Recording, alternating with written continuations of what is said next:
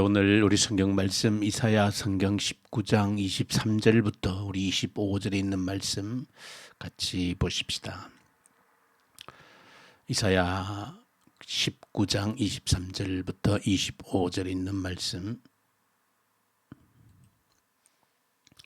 그날에 애굽에서 아수르로 통하는 대로가 있어 아수르 사람은 애굽으로 가겠고 애굽 사람은 아수르로 갈 것이며 애굽 사람이 아수르 사람과 함께 경배하리라.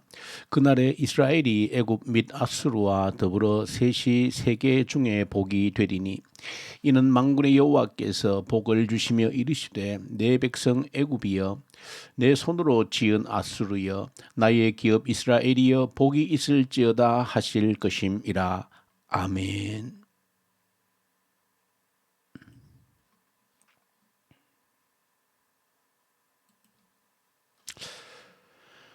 오늘 이사야 선지자를 통해서 주신 말씀 이사야 19장을 함께 우리가 또 묵상하면서 우리가 기도의 제목을 붙들고 또 우리의 기도의 지평이 어디로 어떻게 넓어지고 확장되어져야 되는지, 우리가 기도할 때 우리가 바라보아야 될 궁극적인 목표, 그 지점이 어딘지 하는 것을 보여주는 그런 중요한 말씀들이 기록되어져 있습니다. 당시 이스라엘 백성들이 처한 상황들이 있습니다. 각자 개인들이 처한 상황들이 있고 또 한 나라가 처한 그런 상황들이 있습니다. 오늘날 현재 우리나라가 처한 여러 가지 국제 관계 속에서 여러 상황들이 있는 것처럼 당시 이스라엘 백성들에게도 국제적으로 처한 그런 환경들이 늘 긴박하게 조성이 되어져 있었습니다. 그럴 때 이스라엘 백성들이 당시에 취했던 어떤 외교적인 선택, 그런 것들을 보면 나라가 망하고 흥하는 그런 갈림길을 만들었던 그런 외교적인 선택들이 있었습니다. 늘 이스라엘이라고 하는 나라를 중심으로 해서 보면은 북쪽에는 아시리아 제국이 들어섰고 그 이후에는 또 바벨로니아 제국이, 물론 그 이후에는 또 페르시아, 그리스까지, 로마까지 등장하지만은 이 이사야 시대 당시로 보면은 북쪽에는 아시리아가, 또 이후에는 또 바벨로니아가, 또 남쪽에서는 오래전부터 이집트, 애굽이 버티고 있었습니다. 그래서 크게 보면 이스라엘은 늘 북쪽에 있는 아시리아와 또 바벨론과 또 남쪽 이집트와 사이에서 이런 줄타기 외교를 할 수밖에 없는 그런 상황에 있었습니다. 그래서 그들이 이제 이집트와 가까워지려고 할 때에는 또 아시리아에게서 또 이렇게 침략을 받게 되어지고, 또 바벨론과 가까워지게 되려고 할 때에는 또 이집트의 눈치를 보고 또 이렇게 선택을 해야 되는 그런 늘 위기 상황이 있었다라고 하는 것을 성경이 보여줍니다. 북이스라엘 같은 경우에도 사실은 이집트와는 화친을 하고 오히려 아시리아와 대적을 하는 그런 구도 속에서 결국 아시리아의 침략에 의해서 북이스라엘이 완전히 멸망을 하게 되어지는 그런 일들이 일어나게 됩니다. 또 그 이후에는 남유다 같은 경우에는 친이집트 정책과 또 친바벨론 정책을 펴는 두 노선이 늘 대립되는 그런 구도를 보여줍니다. 그래서 결국은 바벨론의 침략이라고 하는 것도 이 이스라엘이 친이집트 정책을 폄으로 인해서 결국 바벨론의 공격을 받고 망하게 되어집니다. 이처럼 이스라엘 백성들은 그 중심에서 주변의 열강들에 의해서 이쪽으로 휘둘리다가 또 저쪽으로 휘둘리다가 그 속에서 버티지 못하고 나라의 명운을 다하는 그런 비극적인 일들이 일어났다 하는 것을 보여줍니다. 그러나 근본적으로 성경이 보여주는 것은 하나님 보실 때 옳지 못한 어떤 외교적인 선택을 했다라고 하는 것을 신앙적인 측면에서 늘 지적을 하고 있습니다. 애굽을 의지하지 말라 하셨고 아시리아를 의지하지 말라 하셨고 바벨론을 의지할 곳이 되지 못한다. 어떤 나라가 너희를 지켜주지 못한다라고 하는 그런 분명한 메시지를 늘 던져주셨지만은 또 불안한 마음에 애굽이 나와 가까이 있으면 우리와 가까이 있으면 우리 안전할까 싶어서 애굽과 손을 잡다가 또 아시리아의 침략을 받고 또 바벨론이 가까이 하면 바벨론이 우리를 지켜줄까 해서 하다가 또 애국과 손을 잡고 뭐 이렇게 저렇게 하다가 결국 위기를 자초하는 그런 불행한 모습들을 보여줍니다. 그러니까 하나님을 전적으로 의지하지를 못했던 것이지요. 하나님을 바라보고 하나님께서 저 아시리아를, 애굽을, 이집트를 또 저 바벨론을 어떤 의미로 세우셨는지에 대한 그런 관점을 가지지를 못했던 것입니다. 그래서 그런 선택을 잘못하는 그런 속에서 위기를 당했던 그런 모습을 바라봅니다. 마찬가지로 사실은 오늘 우리에게도 어떻게 보면 당시 이스라엘이 처했던 그런 외교적 상황과 현재 지금 우리가 처해 있는 이런 외교적인 상황과는 너무나 비슷한 그런 구도를 가지고 있습니다. 지금 같으면은 이제 친중이냐 친미냐라고 하는 그런 외교적인 큰 틀 속에서 지금 이 나라가 늘 그런 줄다리기 외교를 해야 되는 그런 상황 속에 있습니다. 지금 현재 우리나라 안에도 이스라엘 백성들 안에 친바벨론 파도 있고 친 이집트 파가 있었던 것처럼 지금도 친중파가 있고 친미파가 있는 그런 속에서 대립적인 갈등 구도를 가지고 있습니다. 그러나 물론 지혜롭게 친미를 해야 될지 친중을 해야 될지 지혜로운 외교적 선택이 필요하지만은 그러나 그리스도인들이 바라보아야 될 그런 관점은 전혀 다른 데 있다라고 하는 것을 이 성경을 통해서 보여주고 있고, 진정으로 우리가 나라를 위해서 기도해야 된다라고 할 때에 우리가 우리의 초점을 어디에다 두고 기도해야 될 것인가라고 하는 것을 오늘 본문을 통해서 보여주고 있는 내용입니다.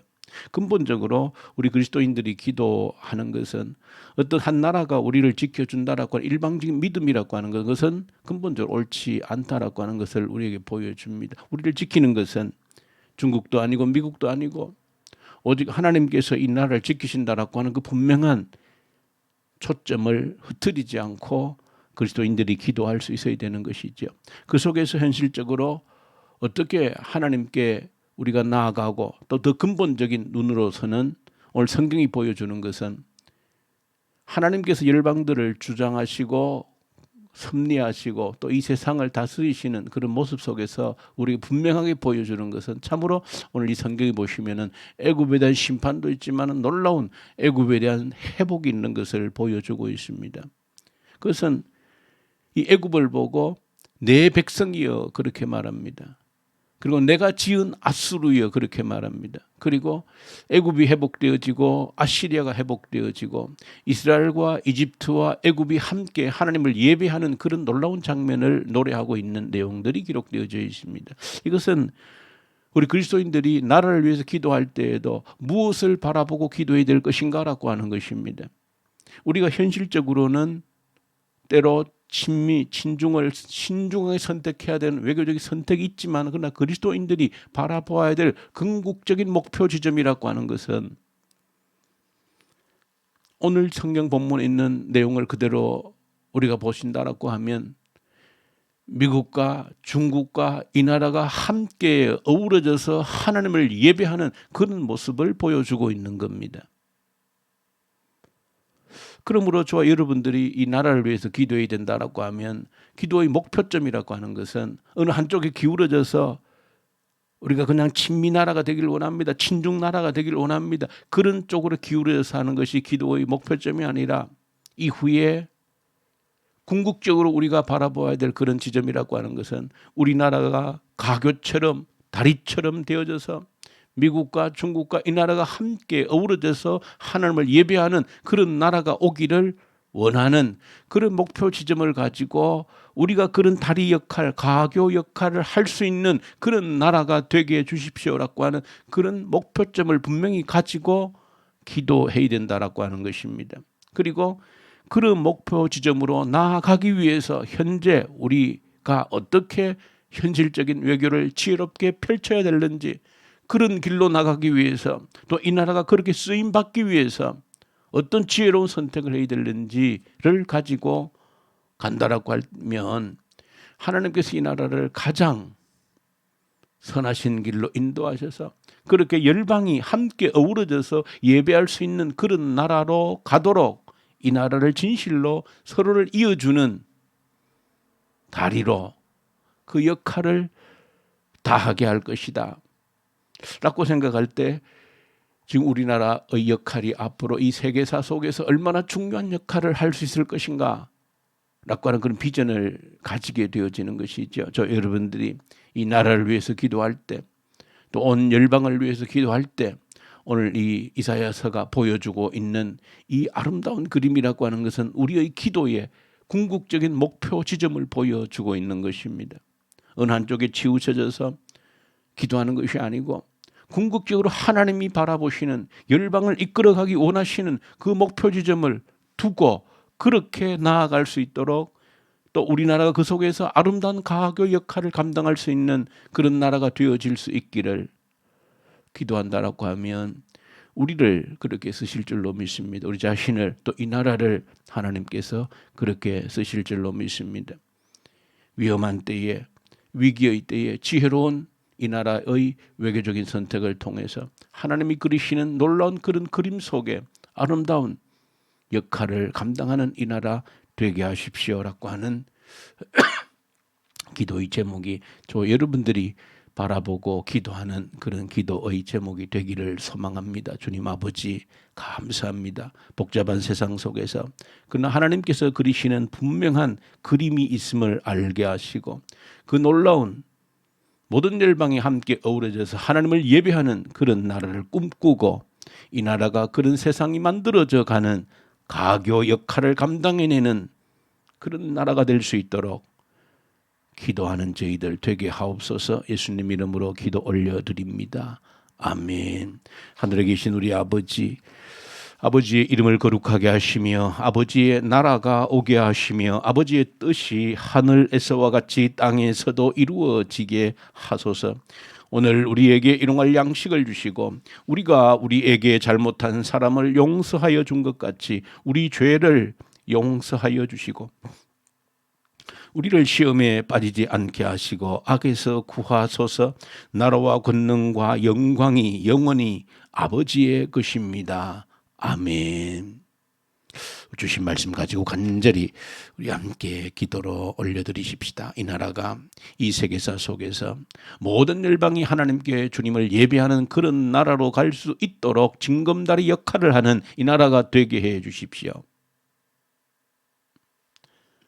무조건적인 친미 또 친중이 아니라 중국 사람도 미국 사람도 모두 함께 어우러져서 하나님을 예배하는 그런 나라로 가기 위한 일에 이 나라가 기둥처럼 이 다리처럼 쓰임 받을 수 있도록 도와주십시오. 그래서 간절히 그렇게 기도하고 북한 당도 속히 복음의 계절이 다시 와서 악한 정권이 소멸되고 하나님을 함께 예배하는 그런 날이 오게 해 주십시오. 이 코로나 앞에서 주님께 간절히 기도하십시다. 하나님의 얼굴을 더 간절히 구하는 기회가 되게 하십시오. 교회를 위해서 기도할 때 특별히 우리 청년대학부 간절히 올려드리십시다. 우리 주의 청년들 믿음의 말씀의 뿌리를 내리게 하시고 그리고 마음껏 일할 수 있는 직장을 저희 청년들에게 주님 허락해 주십시오. 모든 시험 준비한 청년들에게 지혜를 주십시오. 군복 많은 청년들 또 해외에 있는 청년들 붙들어 주시고 때가 되면 정말로 믿음의 배필을 얻어서 아름다운 가정을 이루어 나가는 주의 청년들이 되게 하십시오. 그래서 간절히 기도로 올려드리십시다. 우리 선교현장에 있는 선교사님들 터키, 이집트, 인도, 우리 러시아, 북한 우리 선교사님들 말씀과 성령으로 충만케 하십시오. 기도하고 그리고 우리 교회 우리 박민선 우리 자매님 그간에 우리 건강이 어려웠지만은 투석을 하고 했지만 그래도 건강하게 잘 지내왔는데 어제 갑자기 이렇게 몸에 아주 급속하게 악화되어서 어제 낮에 하나님의 부르심을 받았습니다. 우리 박민선 자매님 장례 절차들을 위해서 기도해 주시고 이제 오늘 이제 화장을 통해서 장례를 이렇게 진행하려고 지금 계획이 되어져 있는데 아직 시간이 나오질 않았습니다. 그래서 오늘 시간이 정해지는 대로 그렇게 오늘 또 발인 예배 드리고 그렇게 장례 절차를 하게 됩니다. 위해서 또 간절히 함께 또 기도해 주시면 좋겠습니다. 우리 또 병상에 있는 주의 성도들 붙드셔서 주님만을 바라보는 그들에게 주의 능력으로 함께해 주십시오. 위해서 간절히 우리 기도 올려드리십시다. 우리 함께 우리 기도하십시다.